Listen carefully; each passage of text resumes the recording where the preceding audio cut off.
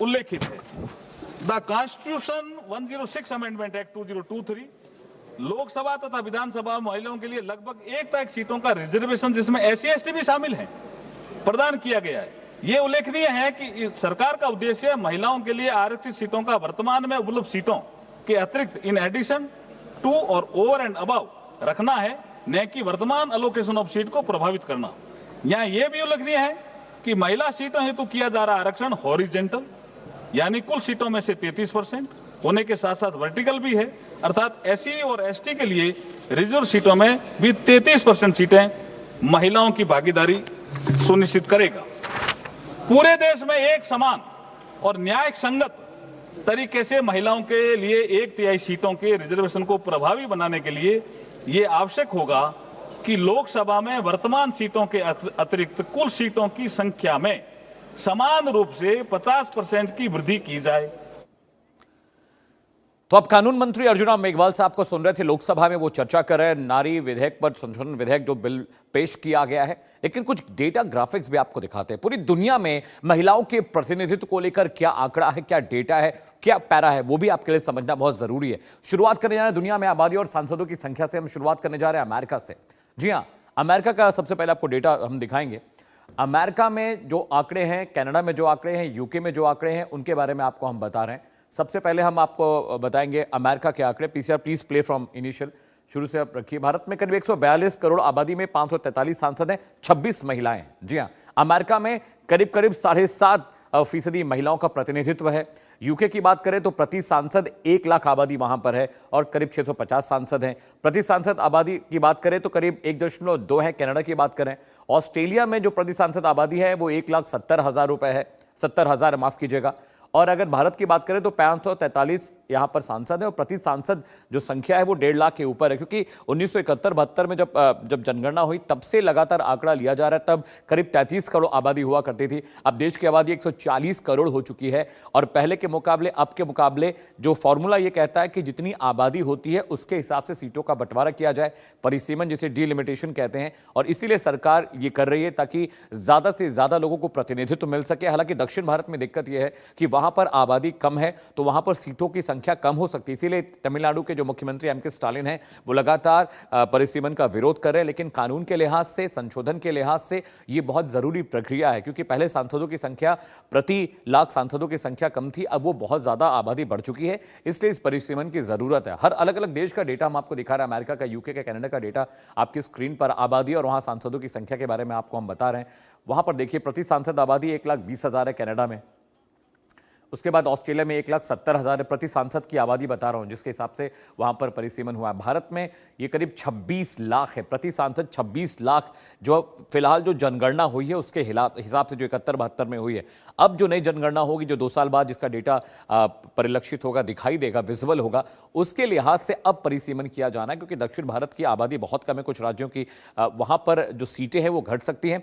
जिन राज्यों में आबादी ज्यादा, वहां पर लोकसभा, राज्यसभा और विधानसभाओं की सीटें बढ़ सकती हैं। यानी यूपी में जो 80 लोकसभा सीटें थी वो बढ़कर 120-130 तक पहुंच सकती हैं। दक्षिण भारत के बहुत सारे राज्य हैं जहां पर सीटें ज्यादा थी, अब वो सीटें कम हो सकती हैं। जम्मू कश्मीर की बात करें, हिमाचल प्रदेश की बात करें, लेह लद्दाख की बात करें, तो जहां पर आबादी कम है वहां पर जो संख्या है सीटों की घट सकती है और इसे लेकर सारा बवाल मचा हुआ है। हालांकि महिला आरक्षण संशोधन विधेयक को लेकर वोटिंग हो चुकी है। 362 टोटल वोट चाहिए इसको सदन में पास कराने के लिए, लेकिन उतने वोट अभी नहीं पड़े हैं। अखिलेश यादव भी लगातार इस बात का विरोध कर रहे हैं। असदुद्दीन ओवैसी जो AIMIM के अध्यक्ष हैं और सांसद हैं, वो ही कह रहे हैं कि नहीं, इस तरह से जो आरक्षण जबरन लागू किया जा रहा है, सरकार की मंशा, राजनीतिक मंशा इसके पीछे है, महिलाओं का भला नहीं है। अखिलेश यादव कह रहे हैं कि जो मुस्लिम महिलाएं हैं उन्हें भी आरक्षण मिलना चाहिए।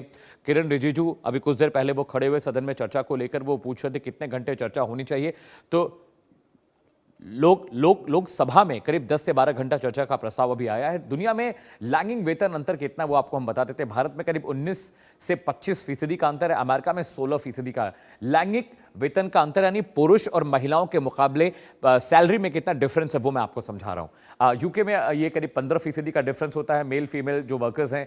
कनाडा में ये 13% है। यानी वेतन का अंतर महिलाओं के मुकाबले पुरुषों का कितना वेतन है वो उसका आपको हम परसेंटाइल यहां समझाने और बताने की कोशिश कर रहे हैं। यानी महिला पुरुषों के बीच सैलरी का अंतर 15% है कनाडा में। भारत में ये जो अंतर बहुत ज्यादा है, 19 से 25% है। यानी महिलाओं और पुरुषों के बीच के वेतन की अगर तुलना करें तो पुरुषों को वेतन यहां पर ज्यादा मिलता है। कनाडा में यह अंतर सिर्फ 15% का है। जी हां, देश में कामकाजी महिलाएं कितनी हैं वो बता देते हैं। आईएएस, पीसीएस और आईपीएस की बात करें तो पहले 13% थी, जो अब बढ़कर 25% हो चुकी। पुरुषों के मुकाबले डेटा मैं आपको बता रहा हूं। जजेस 2% हैं थे, अब ये बढ़कर 13 हो चुकी हैं। सेना में जो महिलाओं का प्रतिनिधित्व था पुरुषों के मुकाबले 1% था, जो बढ़कर अब 4% हो गया। यानी भारत में भी महिलाओं को प्रतिनिधित्व मिल रहा है। स्टार्टअप फाउंडर्स की बात करें तो पहले पुरुषों के मुकाबले वो 0 हुआ करते थे, अब वो 18% हो चुकी हैं। कंपनियों में डायरेक्टर पद पर जो महिलाएं हुआ करती थी पहले वो 5% होती थी टोटल मैन वर्कर्स की, लेकिन अब वो 18% हो चुकी हैं। संपत्ति की मालिकाना हक की बात करें तो पहले 10% हुआ करता था, लेकिन अब जागरूकता बढ़ी है। बेटियों का भी परिवार, पिता के प्रॉपर्टी में बेटियों का भी हिस्सा है और बेटियां हक से उसे ले भी रही, इसलिए आंकड़ा बढ़कर 25% हो चुका है। कामकाजी जो महिलाएं हैं उनका डेटा आपको बता रहे हैं।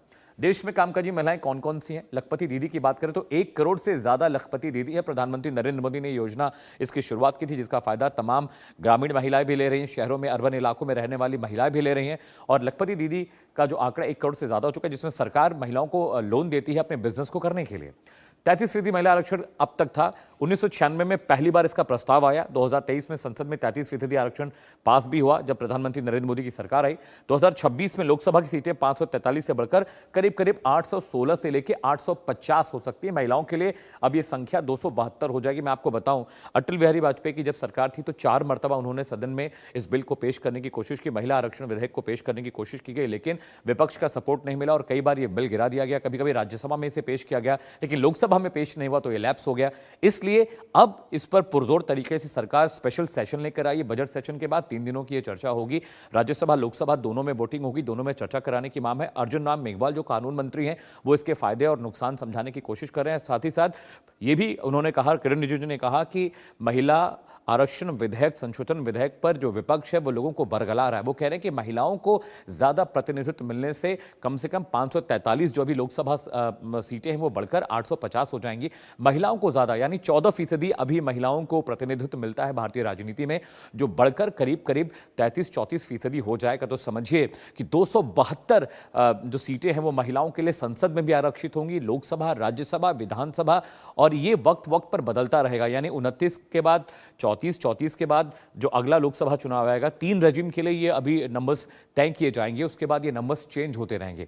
बड़ा सवाल ये भी है कि अभी जनगणना, फ्रेश जनगणना नहीं हुई है। 1971-72 में जो जनगणना हुई थी उसके हिसाब से परिसीमन हुआ था, तो परिसीमन को लेकर भी लोकसभा में सरकार ने एक संशोधन विधेयक पेश किया है। 131वां जो संशोधन विधेयक होगा ये कॉन्स्टिट्यूशन का, उसके हिसाब से इसको अमेंड किया जाएगा और जब परिसीमन हो जाएगा तो बहुत सारे इलाकों में जो सीटें हैं वो घट और बढ़ सकती है। मोदी सरकार के 11 बड़े कदम क्या क्या थे दर्शकों आपको बता देते। इससे पहले इस वक्त की बड़ी खबर आ रही है। जी हां, लोकसभा में परिसीमन बिल पर भारी हंगामा हुआ है। विपक्ष लगातार वहां पर शोर शराबा कर रहा है। समाजवादी पार्टी ने भी तीनों बिलों का विरोध किया है, डिलिमिटेशन बिल भी, महिला आरक्षण भी, और साथ ही साथ मुस्लिम महिलाएं आधी आबादी नहीं है, ये समाजवादी पार्टी कह रही है।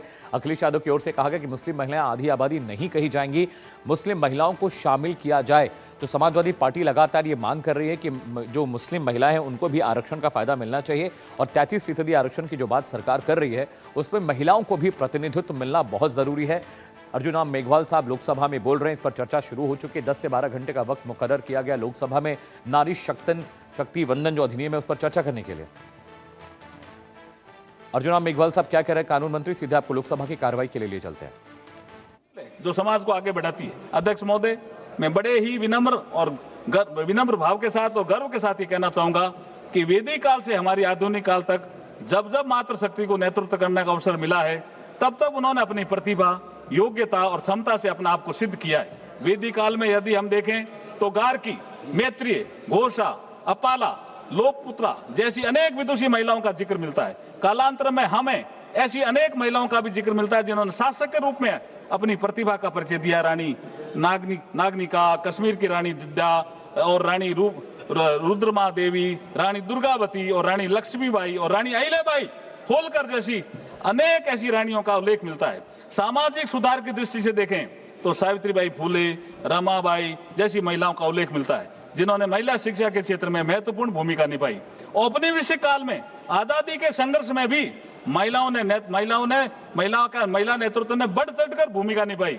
हम सरोजिनी नायडू की बात कर सकते हैं, कस्तूरबा गांधी, अरुणा आसफ अली, उषा मेहता, भीखाजी कामा, मातंगनी हाजरा, रानी गैडिनल्यू जैसी अनेक महिलाओं का नाम गर्व के साथ ले सकते हैं। अध्यक्ष महोदय, संविधान सभा में भी 15 विद्वान महिलाओं का योगदान संविधान निर्माण में रहा था। मैं उनको भी आज सदन के माध्यम से सत नमन करना चाहता हूं। उन सभी महिलाओं का नाम लेना चाहूंगा। अम्मू स्वामीनाथन, दक्षिणायनी वेलायुधन, बेगम एजाज रसूल, दुर्गाबाई देशमुख, हंसा मेहता, कमला चौधरी, लीला रॉय, मालती चौधरी, पूर्णिमा बनर्जी, राजकुमारी अमृत कौर, रेणुका रे, सरोजिनी नायडू, सुचिता कृपलानी और विजय लक्ष्मी पंडित। अध्यक्ष जी, ये अमृतकाल की बेला है। हमारे यशस्वी प्रधानमंत्री जी ने 2047 तक भारत को विकसित राष्ट्र बनाने का लक्ष्य रखा है। 2047 में जब भारत की आजादी के 100 वर्ष पूरे होने पर विकसित भारत का उत्सव मनाया जाएगा, तब उसमें महिलाओं की भूमिका अग्रणी रहने वाली है। इसलिए मैं आज इस सदन के समक्ष सभी माननीय सदस्यों से ये निवेदन करता हूं कि इस बिल को सर्वसम्मति से पास कर हमारी मातृशक्ति को उनका अधिकार दिलाने के लिए अपना योगदान दें। अध्यक्ष महोदय, भारत के संविधान की प्रस्तावना में जो पहला शब्द we the people of India, अर्थात हम भारत के लोग को कोट करते हुए उनको कहना चाहता हूं, सबको, आपको, हम भारत के लोग, क्योंकि भारत के लोगों ने हमें यहां चुन करके भेजा है। हम भारत के लोग, बन रहा है ऐसा सुखद संयोग, बनेगा विकसित राष्ट्र, बढ़ेगा सब में परस्पर सहयोग, हर आंगन से संसद तक होगी नारी की भागीदारी, हर निर्णय में उसकी भी होगी पूरी जिम्मेदारी, ऐसा होगा सुफल सहयोग, हम भारत के लोग, ऐसा बन रहा सुखद सहयोग। आइए हम सब मिलकर दलों से ऊपर उठकर मातृशक्ति को सम्मान देने वाली नारी शक्ति को उसका अधिकार देने वाले इन बिलों का सर्वसम्मति से समर्थन करें और नारी शक्ति को समृद्ध बनाएं। लास्ट में अध्यक्ष जी, अंत में मैं अपनी कुछ पंक्तियां, मेरी भी कुछ पंक्तियां रहती है, मेरी अपनी कुछ पंक्तियों के माध्यम से नारी शक्ति के प्रति, मैं लेखक भी हूं सर। मैंने किताब तो मेरी पत्नी पे ही लिखी है ना, एक सफर हम सफर के साथ। लेखक मैं हूं, सब्जेक्ट मेरी पत्नी, तो मैं कवि भी हूं। तो नारी शक्ति के प्रति अपनी भावना व्यक्त करते हुए अपनी वाणी को विराम दूंगा। लेकिन भावना क्या है, ये बहुत शानदार है सर। हमारी आन है नारी और हमारी शान है नारी, विकसित हो रहे भारत की ये पहचान है नारी। अमृतकाल का उत्सव है, शक्ति समान का उत्सव है, पूरा विश्व देखेगा आज नारी उत्थान का उत्सव। निर्णय की प्रक्रिया में बनेगी अब ये सहभागी, बहुत लंबी तपस्या से अब ये आशा जागी। इन्हें आकाश छूने दो, इन्हें आकाश छूने दो, ना इनकी राहों को रोको, बुलाओ इनको संसद में, महक उठे फुलवारी। आज हमारी आन है नारी, हमारी शान है नारी, विकसित हो रहे भारत की पहचान है नारी। अध्यक्ष जी, बहुत बहुत धन्यवाद, आपने बोलने का अवसर दिया, बहुत बहुत आभार, धन्यवाद। आप टोको और करते इस वक्त की बड़ी खबर का अर्जुना